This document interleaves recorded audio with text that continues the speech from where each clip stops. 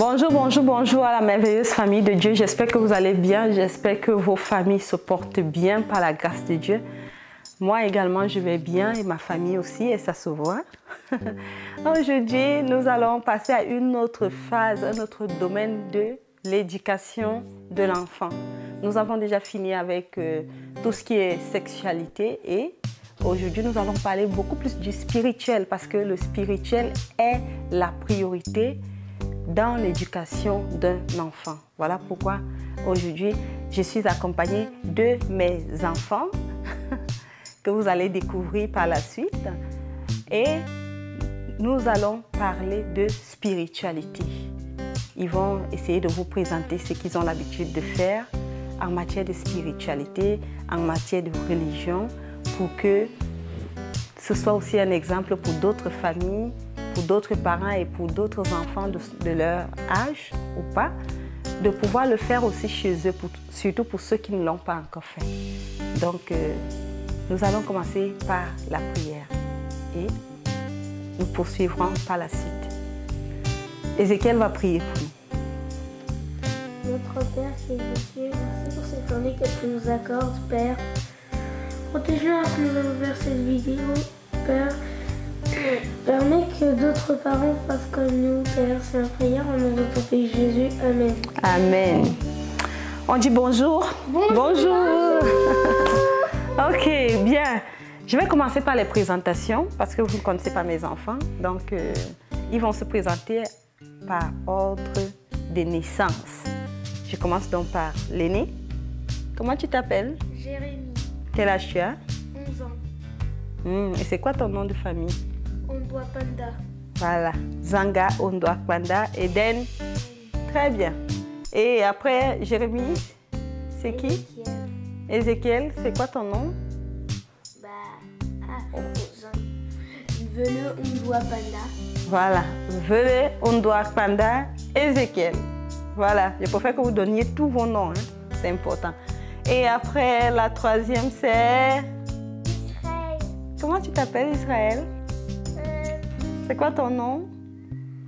Ondwa Panda. Ondwa Kwanda Israël. Peniel. Tu oublies toujours ton quatrième. Non. Bon, le deuxième prénom. Donc, elle, c'est Ondwa Kwanda Israël Peniel. Voilà. Et puis, voilà, Élisée dort. Élisée, c'est le plus petit. Hein. Il a 2 ans et demi. 2 ans, donc quelques mois. Donc, C'est pas ici mon prénom. oui, c'est quoi ton prénom alors? C'est Sako. Non, c'est pas le prénom. Oui, tu as quel âge? 5 ans. Voilà, 5 ans, c'est l'âge, c'est pas le prénom. Toi, tu as quel âge? 9 ans. Très bien. Et toi? 11 ans. Bien. Oui, Israël, on écoute. Et il y a le petit Péniel qui n'est pas là, il dort. Il a attendu l'émission, finalement, il s'est endormi parce que c'est l'heure de la sieste. Oui. Israël, on se calme. Lui, c'est Ondwa Kwanda Péniel Élisée. Voilà, Élisée, le prophète, bien sûr. Bien, comme je le disais, nous allons parler de l'aspect spiritualité ce jour. Dans l'éducation que le Seigneur me permet de donner à mes enfants, Dieu occupe la toute première place. Et ça, c'est depuis qu'ils sont dans mon sein. Depuis qu'ils sont dans mon sein. J'ai commencé leur éducation alors qu'ils étaient encore peut-être des embryons ou des œufs à l'époque ou des fœtus. Donc, et quand ils sont nés, j'ai continué. Et jusqu'à présent, c'est pareil. Dieu d'abord, Dieu avant toute chose. Dieu avant, Dieu pendant et Dieu après. Donc, voilà pourquoi ce matin, ce jour, ils vont vous réciter les textes bibliques qu'ils ont prévus pour vous, pour le peuple de Dieu, pour pouvoir aider les parents aussi à le faire chez eux, pour ceux qui ne le font pas encore.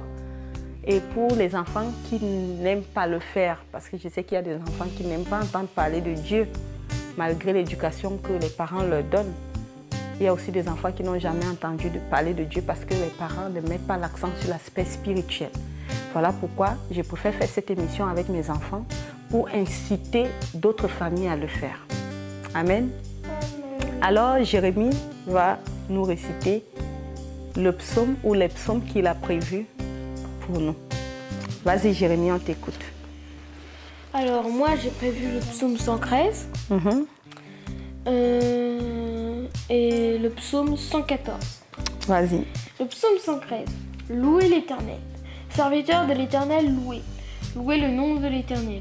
Que le nom de l'Éternel soit béni, dès maintenant et à jamais, du lever du soleil jusqu'à son couchant. Que le nom de l'Éternel soit célébré. L'Éternel est élevé au-dessus de toutes les nations.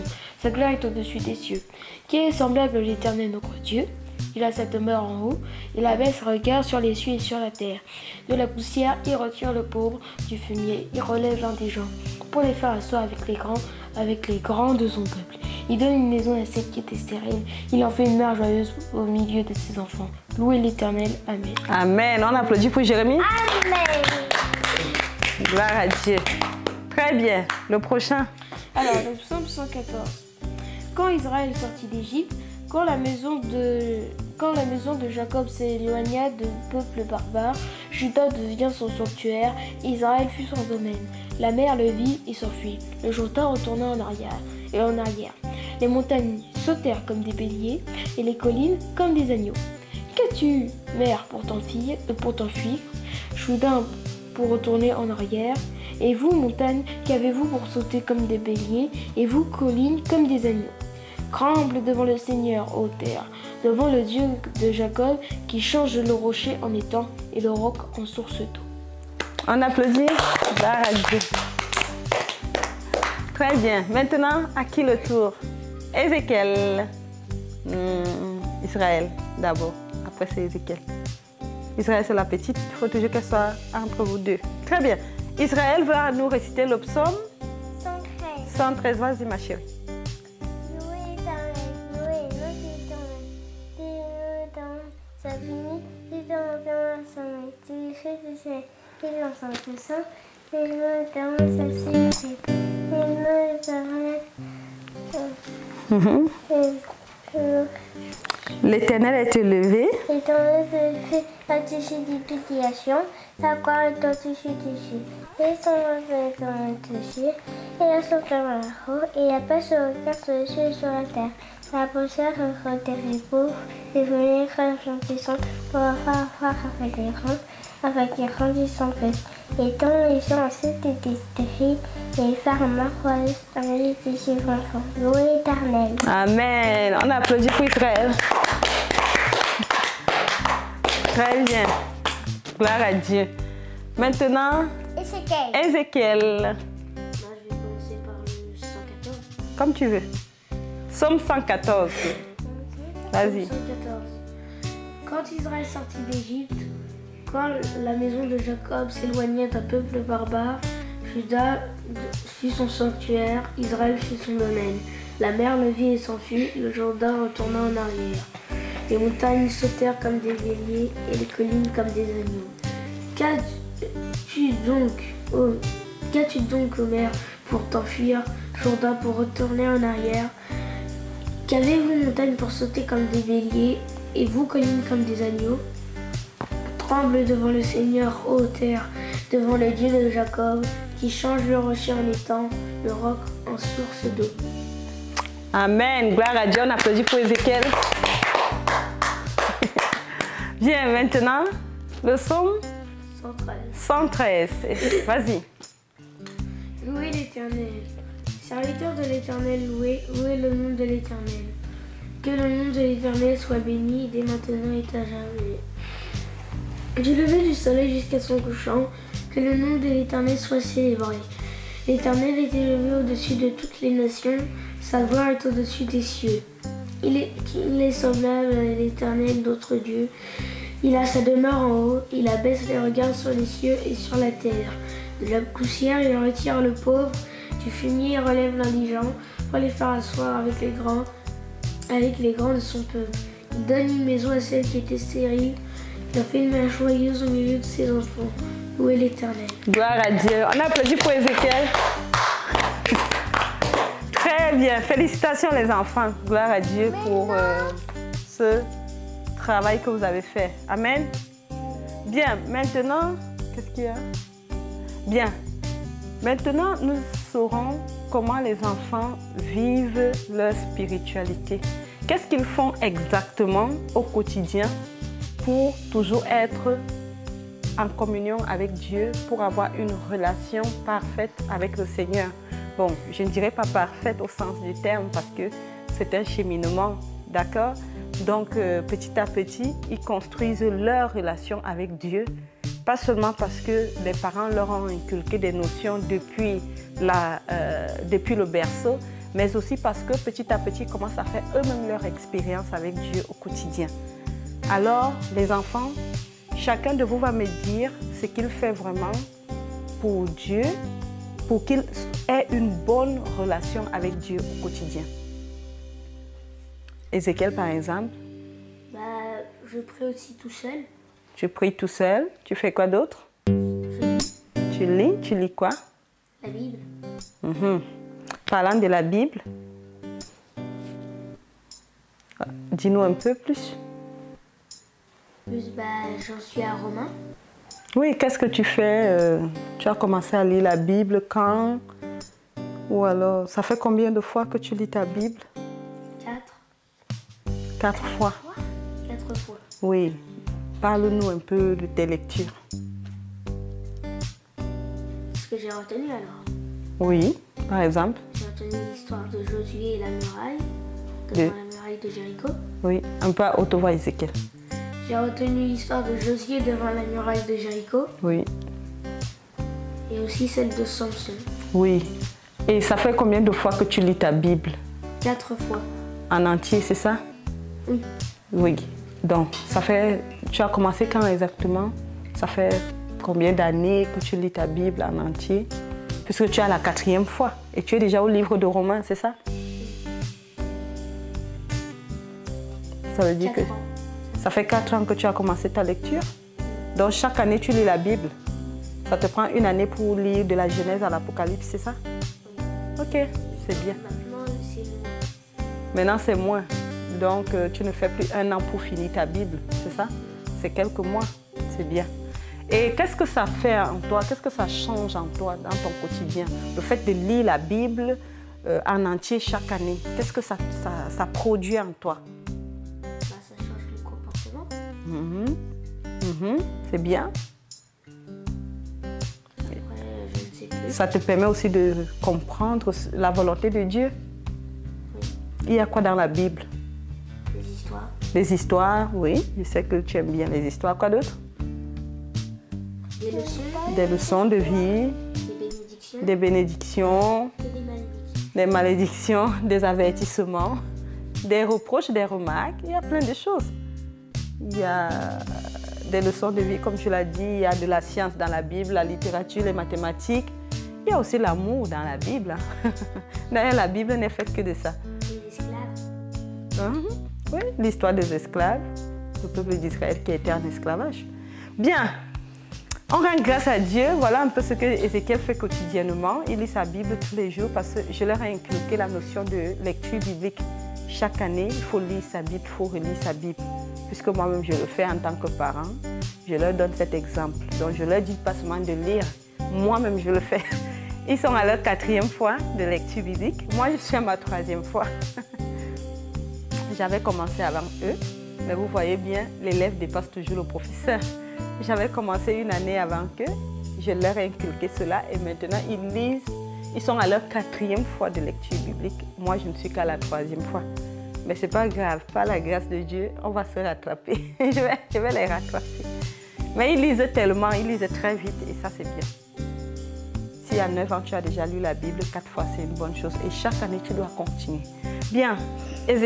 Oui. Oui, Israël, qu'est-ce que toi tu fais aussi au quotidien pour avoir une bonne relation avec Dieu?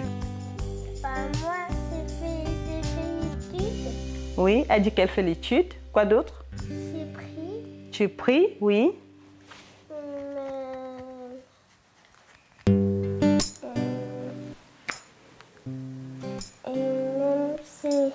Et même si la sécurité. Oui, elle dit qu'elle lit aussi le livre de la sexualité, étant donné qu'on fait les cours de la sexualité, comme les vidéos que je vous ai que j'ai enregistrées pour vous. Donc, je le fais aussi avec eux. Et même parfois, j'ai lu ma Bible. Parfois, elle lit sa Bible. Elle ne sait pas encore lire, je préfère le dire, mais on la lit pour elle.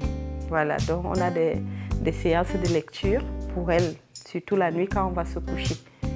Donc, voilà. Et même parfois, ça fait essayer à lire le livre de Moïse. Oui, donc elle dit qu'avec son petit frère Élisée, parfois ils lisent le livre de Moïse. Voilà, donc, et quand elle saura lire, elle lira sa Bible chaque année par la grâce de Dieu, comme ses frères le font et comme je le fais aussi. N'est-ce pas? Donc pour le moment, on fait des lectures pour elle et pour son petit frère. Donc quand elle sera certainement au CP, elle fera la lecture pour elle et pour son frère. Bien, on applaudit pour Israël. Et pour Ézéchiel aussi. Très bien. Maintenant, Jérémie, qu'est-ce que tu fais au quotidien pour avoir une parfaite relation avec Dieu, pour avoir une communion avec Dieu, une relation très intime avec Dieu? Alors, tous les matins, je prie. Tous les soirs, je prie. Midi et 16h, je prie. Oui. Je lis beaucoup la Bible et même parfois d'autres livres, comme par exemple La vie de Christ, un livre d'Ellen White.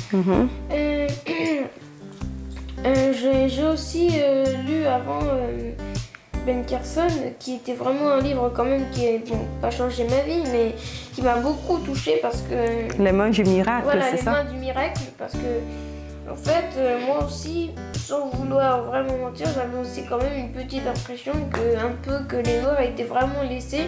Et quand j'ai lu ça, je me suis dit que non, on est vraiment des génies. Voilà. Et pour la Bible, alors pour la Bible, là c'est ma 5e fois de lire. Waouh! Je suis à Apocalypse là. Je vais bientôt finir Apocalypse. Et une fois que j'aurai fini, ça sera donc ma 6e fois. Amen. Depuis combien d'années tu as commencé à lire? Alors depuis combien d'années? Alors j'avais commencé en 2018. Donc en gros ça fait 4 ans aussi. Ah, je oui. lis ma Bible. Voilà, à un moment je trouvais ça ennuyeux. Et quand j'ai commencé vraiment à être à fond, j'ai dit ah ouais, ce sont de très belles histoires. S'il y a un livre qui m'a beaucoup touché, c'est celui de Saul, parce que lui, il y a beaucoup de personnes en fait, quand elles donnent vraiment leur vie à Dieu, elles disent ouais, j'ai donné ma vie à Dieu, mais quand c'est maintenant, dans les moments très difficiles, on ne les voit plus. Mais Saul, lui, il est quelqu'un, il est un des prophètes, il est un des personnages dans la Bible que j'admire beaucoup, parce que ce qu'il a fait, son histoire, c'est vraiment touchant. Donc voilà. Il y a aussi l'histoire, j'aime surtout l'Ancien Testament, j'aime beaucoup parce que c'est rempli de très bonnes histoires. Après, le Nouveau Testament, et s'il y a vraiment une histoire qui me touche plus, c'est celle de Jésus. Mais sinon, j'aime bien les deux, mais j'aime surtout l'Ancien Testament. Et je pense même que ceux qui lisent beaucoup la Bible aiment aussi surtout l'Ancien Testament. Donc voilà, s'il y a une histoire aussi que j'aime beaucoup dans l'Ancien Testament, c'est celle d'Abraham. Abraham, lui, celle d'Abraham et Noé. Noé, lui, qui avait vraiment été quelqu'un de bon, que Dieu a mis toute sa confiance en Noé jusqu'à ce qu'il le sauve. Abraham, qui n'a pas hésité une seule seconde à partir de son pays pour la terre promise que Dieu lui avait donnée.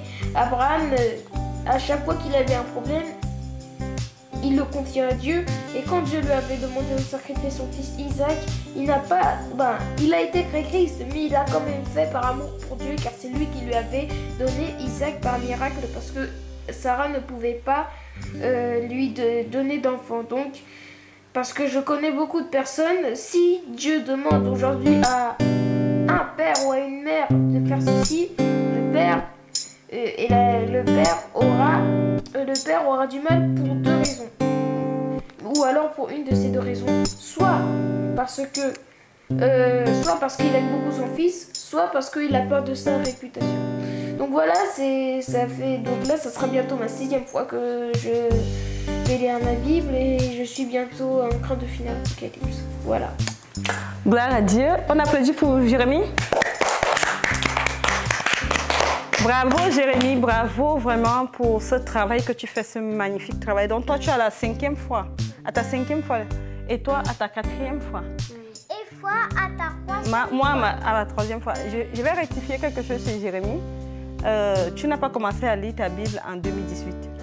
C'est en 2020, parce que maman a commencé en 2020, je me souviens encore, la lecture biblique en 2020, et elle vous en a parlé, elle vous a demandé de le faire aussi. Voilà, donc ça ne fait que 2 ans qu'on lit la Bible en entier. Donc moi, la première fois, ça m'a pris... Non, Israël, arrête. La première fois, ça m'a pris 1 an et demi pour finir la Bible. C'était la première fois. J'allais lentement, j'allais à mon rythme. Il y avait des jours où j'allais plus vite. Je lisais parfois 10 chapitres par jour. Des jours où je lisais 5, des jours où je lisais 2. Vous voyez, ce n'était pas... Voilà, c'était en dents de scie, quoi. Mais la 2e fois, je suis allée un peu plus vite que la première fois. Je l'ai fini, je pense, 1 an après ou quelques mois après. Et maintenant, la 3e fois, je vous assure, j'ai commencé ma 3e lecture biblique en novembre 2021. Et en fin novembre 2021. Et là, on est en février 2022. Je suis déjà au livre de Néhémie. Donc, je vais plus vite la 3e fois que les 2 précédentes fois. Pourquoi? Parce qu'une fois que vous prenez l'habitude et que vous prenez goût à ce que vous faites, ça va plus vite. L'Esprit Saint vous permet de lire beaucoup plus que les fois précédentes. Donc, on a commencé, c'était simplement pour dire qu'on a commencé la lecture biblique en 2020 et non 2018, parce qu'en 2018, maman n'avait pas encore cette idée de pouvoir lire la Bible, cet esprit ne me l'avait pas encore soufflé. Donc voilà. Mais c'est très bien ce que tu fais. Toi, tu seras bientôt à la 6e fois. Mon fils, tu me dépasses. Félicitations.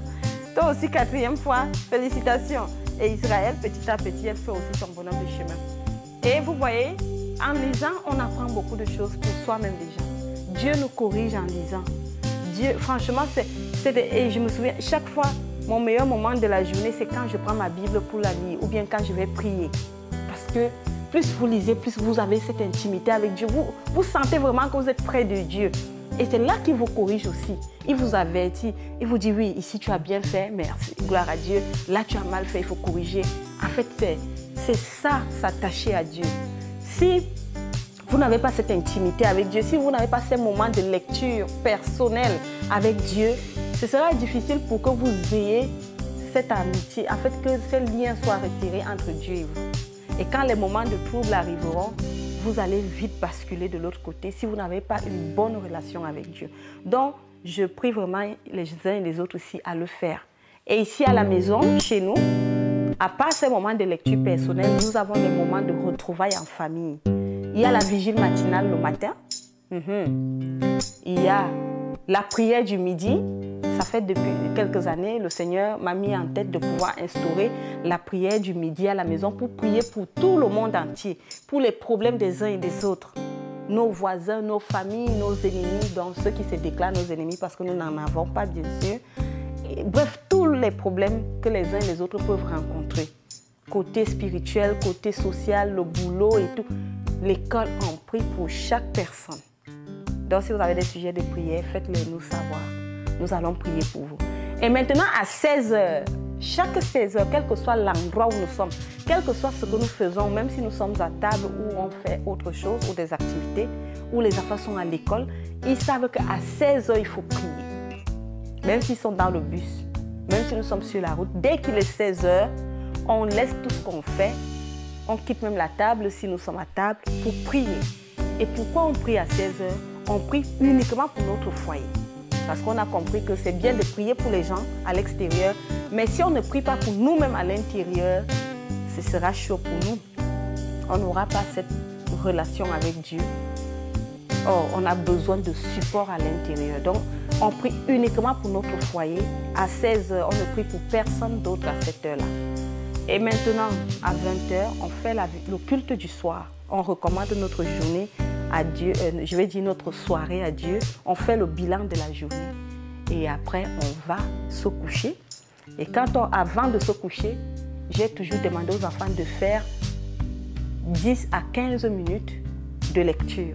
Parfois, ça dépend de plus ou moins. Mais qu'ils lisent leur Bible avant de dormir, alors qu'on vient de faire le culte du soir. Mais je leur dis toujours, vous devez dormir avec la Bible dans la tête. Et c'est à ce moment qu'ils lisent leur Bible avant de se coucher. Et moi aussi, je fais la lecture biblique pour les deux petits dans leur chambre.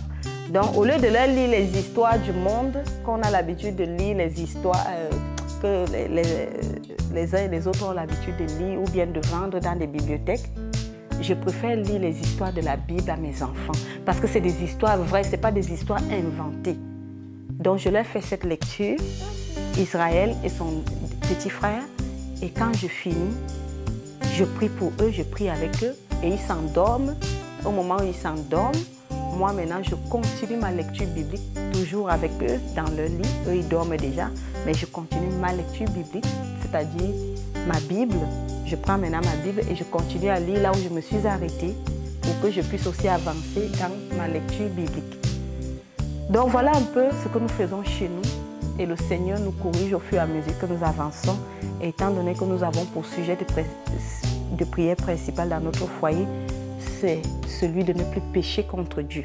Et pour ça, nous lisons notre Bible, nous étudions ensemble, nous prions ensemble pour que le Seigneur modifie notre caractère. Amen. Bien, nous sommes arrivés au terme de notre petite séance. Alors, je voudrais vous demander ce que vous pouvez dire aux enfants de votre âge par rapport à ce que vous faites, la lecture biblique et les prières. Qu'est-ce que vous pouvez leur dire, Ézéchiel? En regardant la caméra, qu'est-ce que tu dis aux enfants de ton âge? Pour ceux qui n'ont pas commencé à lire la Bible, je vous conseille de commencer à la lire. Et aussi aux parents, commencez aussi à la lire. Et félicitations aussi à ceux qui sont en train de la lire. Très bien. Merci Ézéchiel pour ton conseil. Bien, Israël, qu'est-ce que tu dis aux enfants de ton âge?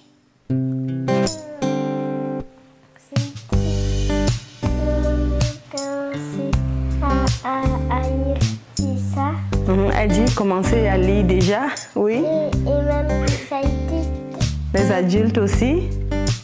Et même les enfants, les meilleurs commencent à lire et même les adultes. Oui, que les enfants de mon âge commencent à lire et même les adultes.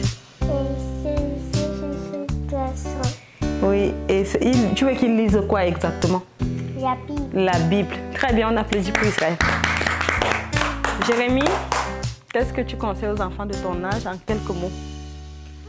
En tout cas, moi je conseille aux enfants qui ne savent pas lire, au moins de lire la Bible. Parce que pour ceux qui ne savent pas, le livre le plus lu au monde, c'est la Bible. Ce n'est pas d'autres livres comme Harry Potter, non, c'est la Bible. Vous pouvez chercher sur Internet, c'est ça.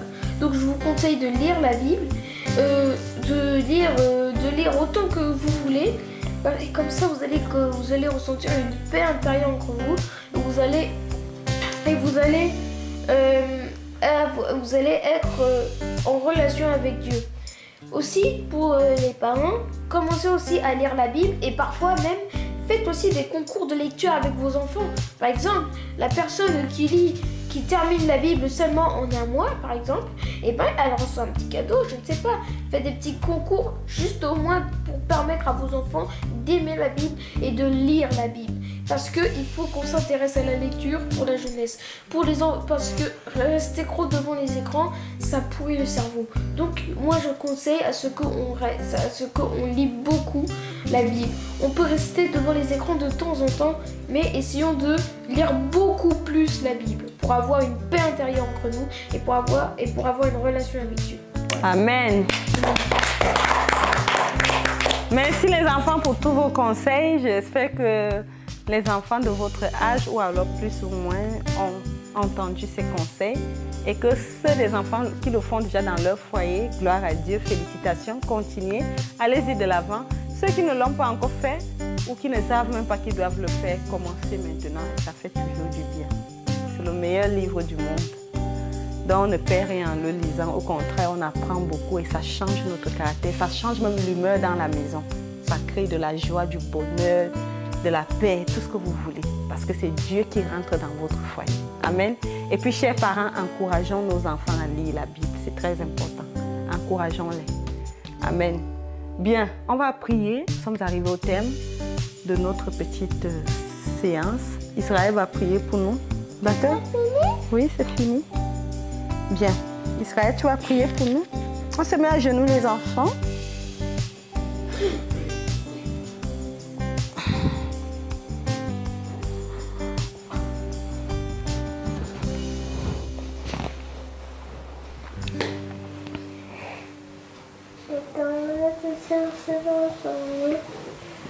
Merci pour la lumière. Merci pour la vidéo. Merci pour la vidéo et le débat. Amen. Amen. Père éternel, merci pour cette journée que tu nous accordes, Père. Père, j'ai entendu les conseils et les messages qu'on a donnés, Père. Permets que s'il y a des enfants qui écoutent cette vidéo, permets qu'ils puissent aimer la lecture de la Bible, Père, et qu'ils puissent être en relation avec toi, Père, s'il te plaît. Merci encore pour tout. C'est mon prière au nom de ton Fils Jésus. Amen. Amen. Éternel, notre Dieu, merci pour cette vidéo que tu nous as permis de faire, Père.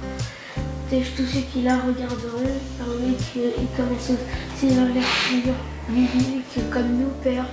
Je t'en supplie, c'est ma prière au nom de ton Fils Jésus. Amen. Amen. Amen. Ok, bon, nous allons dire au revoir à nos amis. Au revoir. Au revoir. Au revoir et à bientôt pour la suite, pour une autre émission ensemble, en famille. Assieds-toi. Au revoir, gardons la foi. Au revoir.